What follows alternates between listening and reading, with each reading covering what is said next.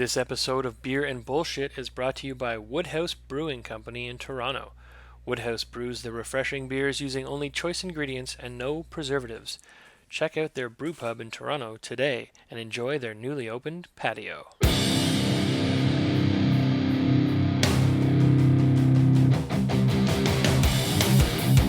Welcome to another episode of Beer and Bullshit. I am your host, Ben Johnson. How are you doing? I'm assuming you said extremely well, Ben. Thank you for asking. Good. I'm glad to hear it. We're back with episode 6. Episode 6 maybe takes a bit of a cynical turn, you might say. We're here to talk to two small brewers. They're not small, but they are normal-sized people that own small breweries. And they wanted to talk about how it's actually much more difficult to own and operate a brewery than you may think. And we will get to that in just 1 second. But before we do, a shameless plea for help. Please, if you're enjoying the show, take the time to subscribe if you haven't already. If you subscribe to us on Apple Podcasts, please leave a review. Reviews help me get my show out there, and if you leave a funny review, I may even read it on the air. Exciting! I also said I would pick one Apple Podcast review at random and reward that person with a Beer and Bullshit t-shirt and a Beer and Bullshit sticker. They will be the first sticker and t-shirt for this show ever made.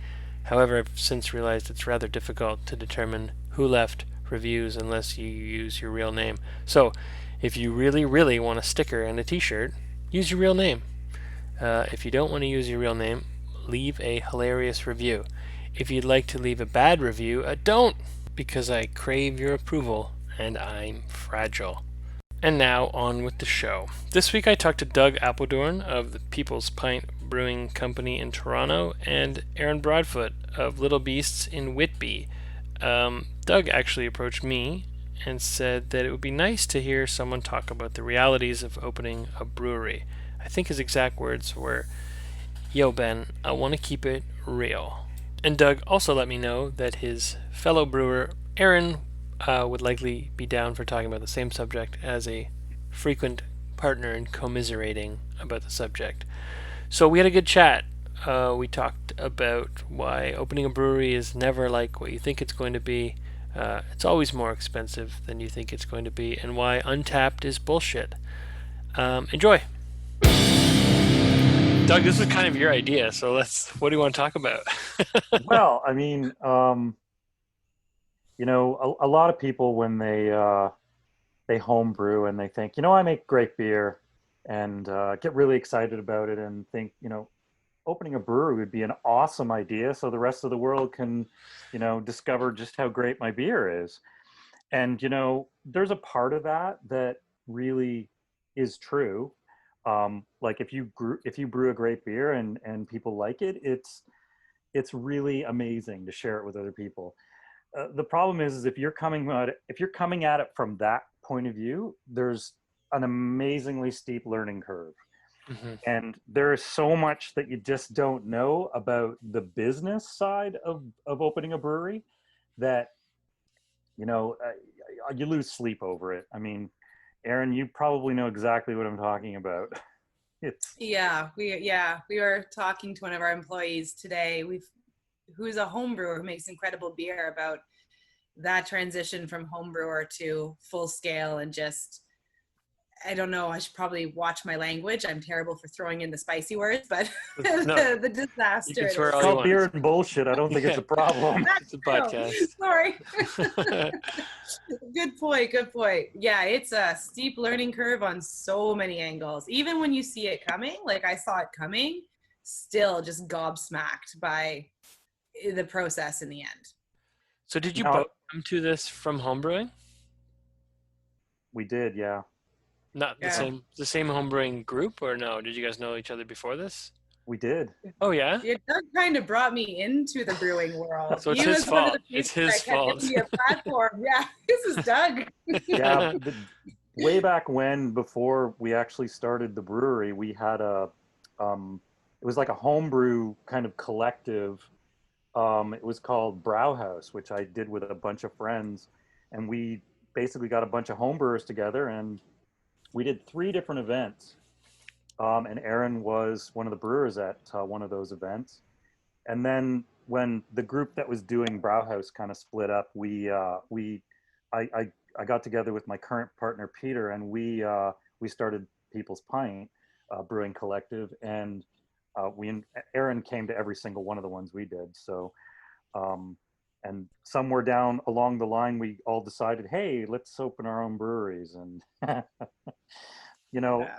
I think we got bitten by the bug of these events being really successful and people really loving the beer, and the dream was like, let's make beer that no one else is making. Let's make small batch, experimental things. Mm-hmm. And that was the goal, and that's what we wanted to do. But what you find out when you actually open a brewery is that that's not a sustainable business model. We do a lot of small batch beers, and I know you do as well, Erin. I mean, you guys do. Like, how many beers have you got going right now? Right now, but because we have a decent sized brew house, we can keep a variety of beers going, brewing once or twice a week. I think right now we had some major disasters lately, so we had to scale it down by a few. We have about 9 beers and 4 different beers in the tank right now. So yeah, so at any given time we have anywhere between 9 and 12 beers going. So the problem is that you quickly discover that there are a few beers that people really love, and you can't keep up with making those. I mean, for us, it became Mango Fett and our Hellas Island Lager. I mean, we cannot keep enough of that. We're continually running out of it. More so now than we were before, because we kind of figured out the balance prior to the pandemic, is that, we had a good chunk of licensees, getting our beers in kegs. Now everything's being sold as, bottles and cans, and we just can't keep up. As soon as you open a brewery, you wish you'd built for more volume, right? That's typically the story. Yep. And I was gonna say, I'm happy with the size I have, but sometimes it's figuring out which distribution method we want on it, or I think there's no win. Like, we can't do small batches because there's an issue with our bright that we can't carve in a smaller batch. So being stuck in one size, I feel like no matter what size you pick, you end up with some kind of stumbling block afterwards. Yeah. I guess if you stick to one style, your fans will say you're boring. If you make too many styles, you never have in stock the stuff they want. It's like lose-lose. Yeah. Yeah. So Doug, you proposed this, the concept for this, like, basically don't start a brewery podcast. And I did a version of this. I wrote something like this in 2014 when I felt it was like Toronto was like, it was like everyone was opening a brewery. We had one for every neighborhood. There were like investment bankers that were getting into the contract brewing game, and it just seemed like everyone thought it was kind of like a get rich quick thing. And in 2014, it was kind of eye opening because people were like, "Oh shit, this is a big downer." But I'm surprised to, you think 6 years later people would know better, but I guess they don't. Like, you two were hooked, so. Well, let me tell you, when we building the brewery and getting it started was probably the most amazing, fulfilling experience of my entire life. That the day you open your doors and you have your grand opening, it's still, you cannot top that feeling. It's what you did, like, it's why we did it in the first place. But what sets in a few weeks later, a few months later, is the business side of it, the running of it, the paying the bills, making sure you have enough money in the account, just payroll, getting your organics picked up, just all of the bullshit that goes along with owning a brewery. It really starts to weigh on you, and it becomes your entire life is just dealing with keeping this thing running. And the passion you had for making, really experimental beers and amazing beers, there's just no time for it. So, we kind of, like, Peter and I at least were able to separate things out, and he's the brewer, and he day to day, that's his job. He brews. And, I take care of everything else. I mean, we do share a lot of the duties, but, at least he's still free to experiment and do some stuff. And that makes me happy. But what doesn't make me happy is that I just don't have time to do that anymore. Right. Erin, have you found a balance, or would you relate to that? Yes and no. I the balance. What's balance? I don't think I've ever found balance. there's times where you still feel very inspired. This morning I started at 5 and I walked in and the place is quiet and my malt's sitting, and I don't get to brew as often as I would like because I do most of the business management between me and my business partner. I'm the one doing the books, doing all the emails. So I'm usually behind a computer screen. So when I get those moments that I get to walk into the brewery and open a bag of grain, or I get to sit and formulate a recipe, or even some days when you close and it's quiet and peaceful and you look around and you think, holy crap, like this is mine. And that dream kind of comes back to you for a moment and you can hold on to it again. But the day-to-day, the fight that is owning a craft brewery and trying to make it financially feasible, and there's so many different ways to run it, and trying to decide if you picked the right way. Is your method the right way? Is it the stupid way? Have you sunk yourself? Have you sunk your family? Not being able to see the end of that path can be terrifying. And it's a great job and I love what I do, but it's hard not to get buried in the stress and intensity of it sometimes. So especially when things go wrong. I mean, oh god, we just dumped like $14,000 worth of product last week. So oh god. Yes. So with those days. What happened? We had a pitch of yeast, and we do. I mean, Who fucked up? Throw them under the bus. Let's get it out. Let's do it. I'm completely on the table. I would rather own my mistakes than try to pretend they're not happening and sweep them under the rug. We run a diastatic saison yeast, and we run an American yeast that's not diastatic. And we realized somehow our first pitch, I don't know what we did, but we somehow got a few cells of diastatic yeast in it. And we went through 3 different brews off that pitch, and a bottle came back and it tasted POF positive. We went through our supply and realized there was occasional bottles. So we pulled 3 brands off the shelves and dumped what was in the fermenters and started fresh. Wow. Well, so, I'm glad you didn't just call it something funky and try to bottle it and sell it like some people might. Yeah, that's right. Put it in a barrel. So why, I mean, you guys get into this and you learn as you go that there's a lot you didn't know. I mean, but that's a story I've heard for 11 years. Is there no, I don't know, mentorship program, or like, is there no breweries talking to each other? Like, it seems like it's not that much of a secret anymore, but I mean, is it that brewers don't talk enough? Like, what's the... Oh, no, we talk to each other all the time. I mean, we all know that this is a bad idea to start a brewery. But you didn't when you did it. Like, correct. You must have, right. Well, I did. I think I did. See, I didn't figure it out until a few months in when we realized that our opening day wasn't going to be repeated every single day in terms of revenues. Right. So, you look at it, and I don't want to discourage people from following their dream. You want to shatter their dreams. I don't, because I know we're here to crush dreams. I'm here to temper those dreams. I'm here to say, learn a lot before you decide to do this. Learn about business, learn about marketing, learn about, bureaucracy. I don't know. There's no better school than doing this in real time, but you also would like to be able to sleep and to be able to pay your bills. So at the end of the day, find a partner or learn yourself, learn the business side before jumping into this. It isn't just about the beer. 100%. I think I knew going into this what I was in for to some extent, because I did have a number of breweries that were absolutely amazing and offered tons of help, because the bank, to give us our loans, wanted financials from other breweries. So it was incredibly uncomfortable approaching other breweries and talking to people to get that information. But some people really stepped up and helped. And every time I told somebody I'm going to open a brewery, I get the same kind of uncomfortable, oh, that's great, little laugh, kind of eye roll. And you're like, oh, okay. And everybody said, twice as long, twice as much money. So I think we all know it's coming to an extent, but different things hit people differently.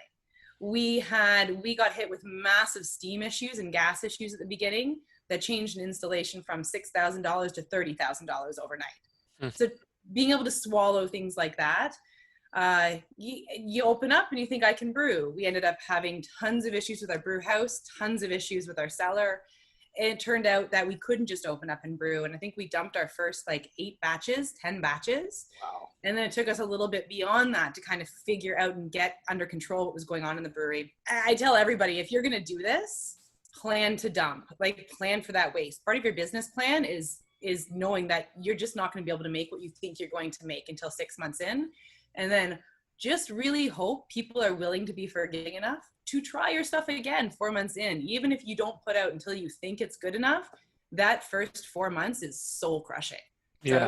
it was a real wake up call. And then some beer blogger comes in and has one of your early beers and gives it a bad review, and you just want to kill them. You put it out there, you expect criticism, and I'm good with it. But there are times where you get people, we labeled one of our beers a golden, like an American golden, but everybody thought that meant Belgian. And we got just slaughtered for it. And you're sitting behind the computer going, no, that's not, I can't. And you can't really say anything. So it is what it is. Folks, are you like me? Do you like supporting independent breweries? Yeah, you do. What better independent brewery to support right now than the Indie Ale House? Indie is right in the name, so you know they're independent. They're located in Toronto. Their brew pub is in the Junction, and they have a brewery in Italy in the Manulife Center as well. Of course, these are weird times for going out. Maybe you're not ready. Maybe you don't even live in Toronto. That's okay. You can still try the delicious beers that they're making at the Indie Ale House because they made it easy. Beer to your door, ordered from the comfort and safety of your own home. That's my favorite way to order things. You got free delivery anywhere in Toronto if you order 12 beers or more, and a flat rate anywhere else in Ontario. Why not order a Stay Home Pale Ale? $1 from every can of Stay Home purchased will be donated to the fund that supports their employees that have been temporarily laid off due to COVID-19. Check them out at indiealehouse.com. You mentioned the money. I think that's the biggest thing. Talking to breweries, when you talk about like your build, and then you probably want to do a custom system because I don't know where you're going to find one on the used market right now. You talk about legal fees, consulting fees, your inevitable build and design delays. Like I think when I did it when I talked about this about 5-6 years ago, it was like estimate 700,000 to $1 million if you want to open one in Toronto by the time you open your doors. I think that's a fair assessment. Yeah, I think so. There's a lot of costs that, regardless of, we were kind of lucky in that we bought a lot of, like we moved into Junction Craft Brewing's old space. Yeah. And so there was a lot of equipment already there. I mean, we didn't have to build a draft system. We already had a walk-in cooler, a boiler, all of those things. We bought the brew house from them at a greatly reduced rate. So we saved a lot of money doing that. But at the same time, we hamstrung ourselves in the sense that the system was fairly small and we're stuck with the space that we have.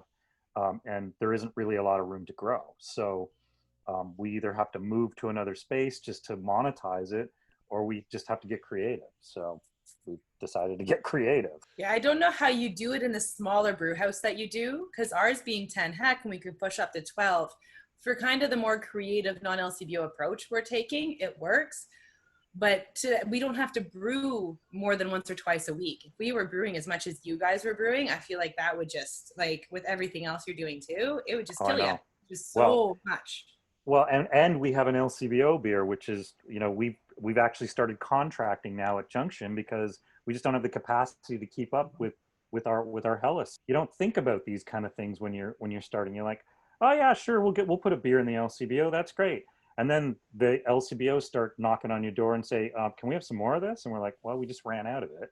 So you run the risk of having them delist it. So you've just gotta, I think they're being very understanding right now because of COVID, but I mean, I don't know how much longer that goodwill is going to go on in terms of us running out of the product every few weeks. So yeah, that's why we don't do LCBO. At this point, like I know we probably should, but I'm so stuck on trying to keep the people that come in-house happy, and we're busy shifting to a barrel, kind of more of a barrel slanted program that we just haven't tackled that yet. We're trying to balance keeping consistency between our mainstays and also changing it up to try to keep our home market happy. And it's funny, it's John and I have a few times, you look at the way everybody else does it in the LCBO or not in the LCBO in the beer store and the other, and I feel like one of the biggest challenges of opening a brewery and sticking with it is you write your loose-ended, mind you, business plan, has to be a little flowy, and then sticking to what you said you were going to do, because it's hard not to look around and just be filled with self-doubt, watching what everybody else is doing. And I find every time we go to flip our business plan on its ass because everybody else is doing it differently, and you're like, why am I doing it this way? I must be doing it wrong. It's never helped us. So trying to dig in and keep it the way we saw it in the first place. But we'll see. I don't know. With the present situation, I have no idea what it's going to look like a month from now. So Right. Next week even. So aside from having to deal with a, viral pandemic, what have been some of the things that surprised you about opening a brewery?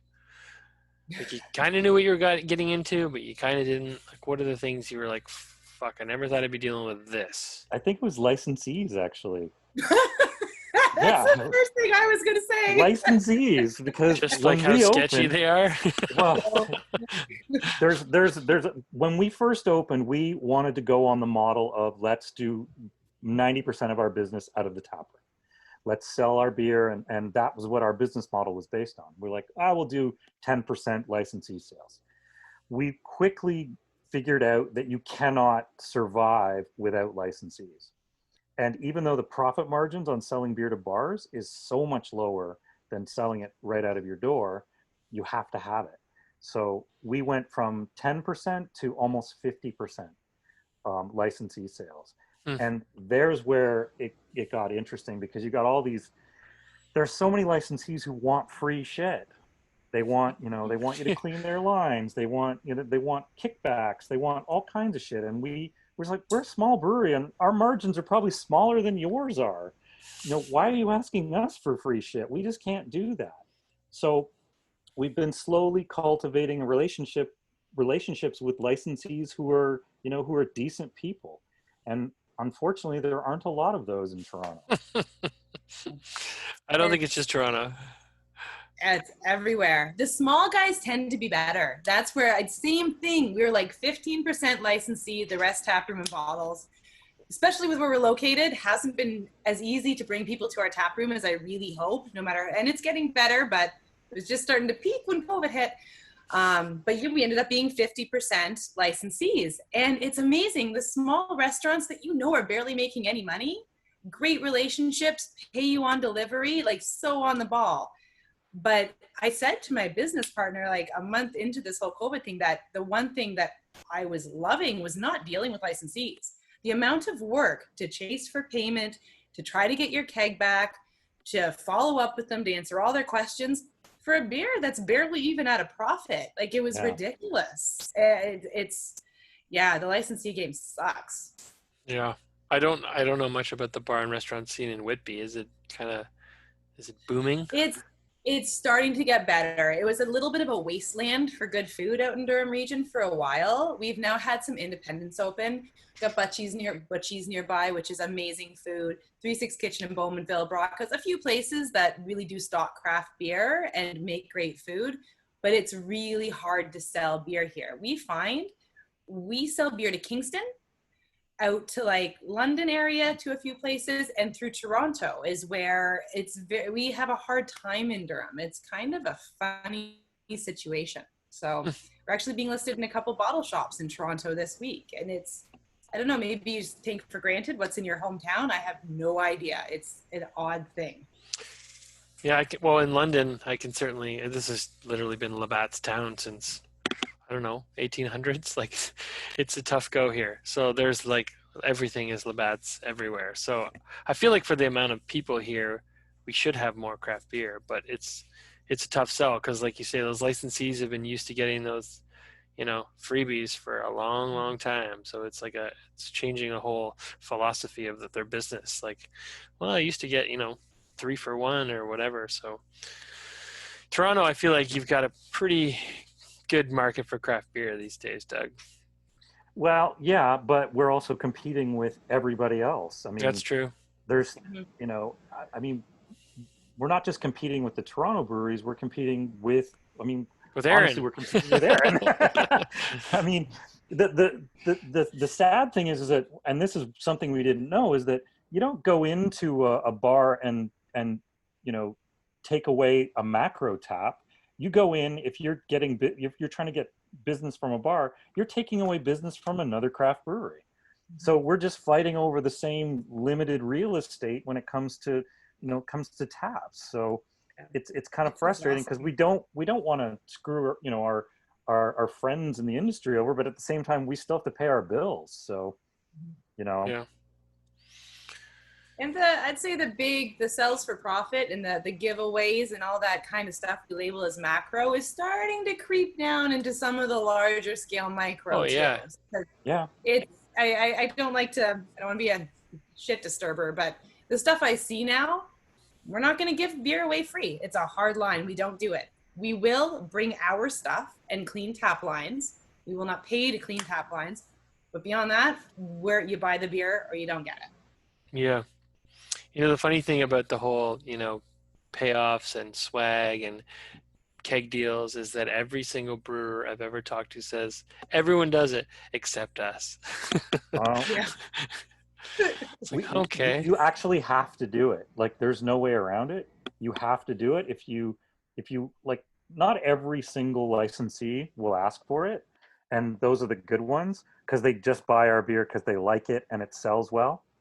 But we've got a licensee who buys beer from us maybe once a month and demands that we clean their lines. It's always them.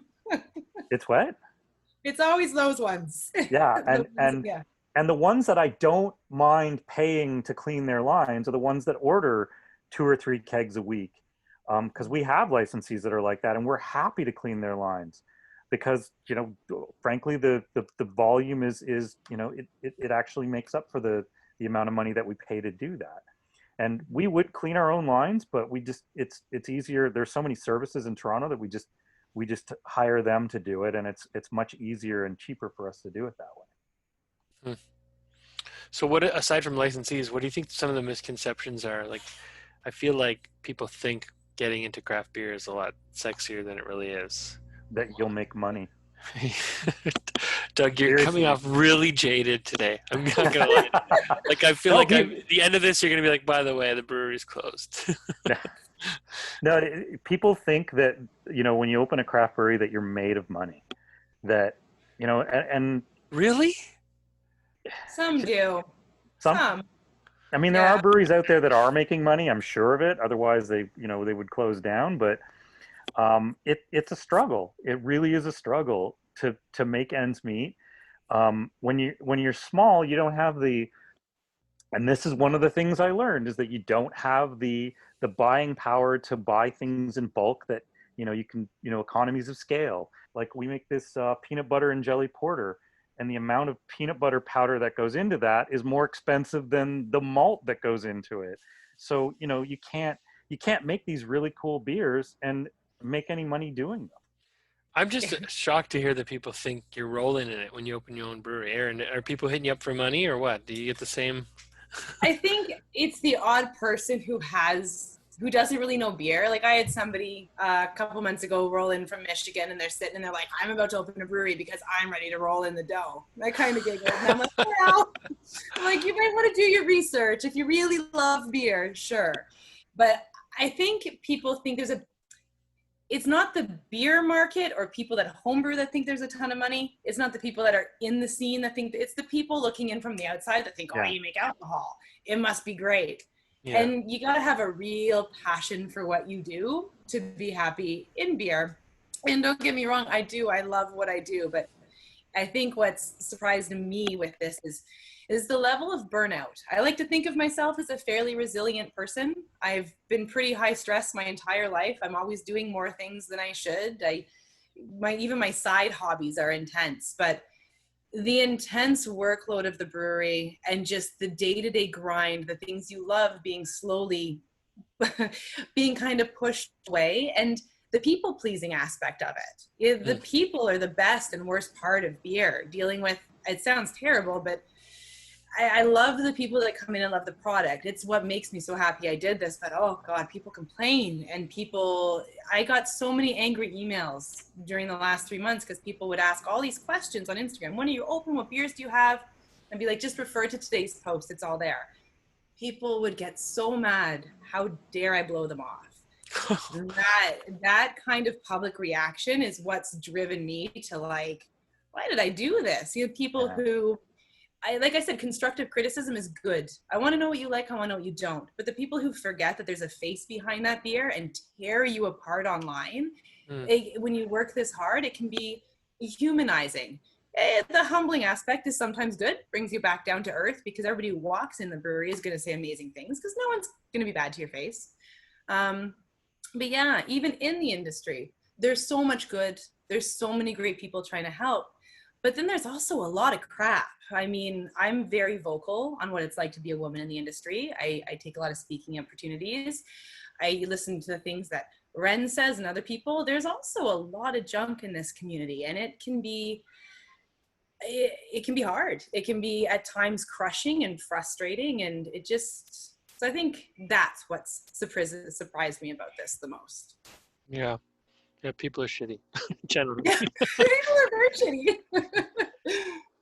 But those same shitty people buy our beer, so. Yeah. Shitty people buy our beer. You've got a new tagline, I think.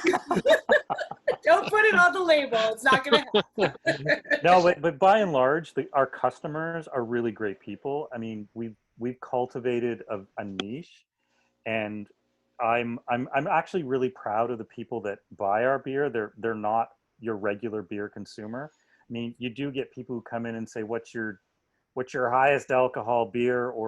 or what's your thing that's closest to Labatt Blue, or whatever Coors Light, whatever. And thankfully we do have beers that we can steer them towards that are kind of gateway beers, but the vast majority of the people that come in are craft beer people that love craft beer. So I feel like things like Untappd that made everyone think that they had a voice worth hearing, it's kind of terrible. Like Yelp reviews for restaurants where like every idiot who didn't like their salad suddenly thinks they're like a famous food critic. Like, not everyone has an opinion you need to hear. I can't imagine, like, I'm still shocked when I talk to, like, I think I was talking to Mike and Luke from Bellwoods like a couple of years ago, and they were like dwelling on something that someone said online. I'm like, why would you give a shit about what a Yelper or what like somebody on Untappd says about your beer at this point, right? But I mean, obviously it hangs on you guys. You read that shit. Like I'm shocked, but it obviously affects you. Well, I think you do this because you love what you do and you want to share that with people. And you don't expect everyone to love it, but you don't expect some people to hate it quite as intensely as they do. And it's but I think it's social media in general, right? Like everybody has a voice now and everybody has opinions that they'll say behind a computer. Yeah. But will they say those same things in person? So probably not. No. If they do, I respect them for it. Yeah. I mean, that's very rare for someone to come in and actually give a negative opinion or a review in person. Most people do it from the safety of their computer or their smartphone. And I've gotten to the point where I've stopped reading Untappd. I just don't read it anymore. Me too. The only thing I put up there is when we have a new beer, I put the listing up and that's it. I don't read anything about it. I don't check the rating. I frankly don't care. Right. But I mean, that's probably a terrible thing to say, but I don't care what people on Untappd are saying. Let Peter read it. He does sometimes, and I tell him not to because it's like kind of like reading the comments. You just don't need to do that. So that was mine and John's role. I'd read them, and John would be like, "Erin, stop! What are you doing?" And I'm like, "But." There's a curiosity factor. You want to know what people actually think, but I think at the end of the day, it's whatever people are buying is what people think. What they write on Untappd is nothing to do with whether or not the public likes your beer. Yeah, 100%. The vocal people will be vocal about styles that the public doesn't even care about. Yeah. Yeah. I mean, if it were up to the people on Untappd, all we'd make are imperial stouts and barrel-aged sours. So right. Fruited sours. Oh my frickin' God. My God. Well, thanks, guys. This has been I don't know. Has it been cathartic for you? I hope. Therapeutic. Yeah. As long as we don't alienate anybody, we still love what we do. Yeah. You have to love what you do, otherwise you shouldn't do this. That's the one thing I can say to anybody who wants to open a brewery. Love what you do, otherwise forget it. Yeah. Yeah. No, it's important to have this. Yeah, it's important to have these reality checks too, I think. Because the last thing Ontario needs now, especially, is people getting into this for the wrong reasons or that don't fully understand what they're getting into. So you're doing a service. And if you really love beer and you really love what you do and you can hold on, you open a brewery and you'll be happy. But you just got to be ready for what's coming with it. Yeah. Well, thanks again. This is fun. Thanks, man. Thanks for having me on. Okay. Hopefully we talk again soon and hang in there.